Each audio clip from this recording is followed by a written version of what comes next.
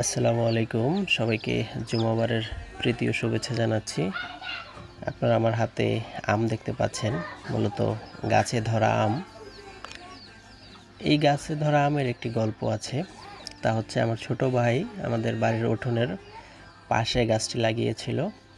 তো সেই গাছটিতে মূলত 3টি আম ধরে, আর সেখান থেকে একটি আম পড়ে যায় আর 2টি আম টিকে যায়।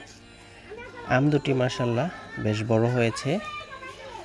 এখন দেখানোর চেষ্টা করি আমগুলো। এই যে একটি আম।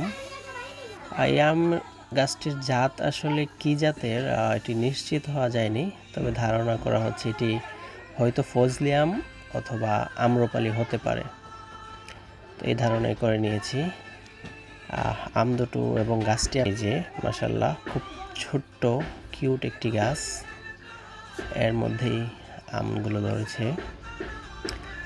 নিশ্চয়ই আপনারা দেখতে পাচ্ছেন আমের যে সাইজ, মাশাআল্লাহ আমার হাতের এক তালু পুরোটাই ভরে যায় একটি আম হাতে নিলে।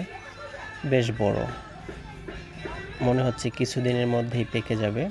এই আমের সাইজটি দেখাই, এই যে দেখুন মাশাআল্লাহ কত বড়, এবং বেশ ওজনও আমি পাচ্ছি মাশাআল্লাহ।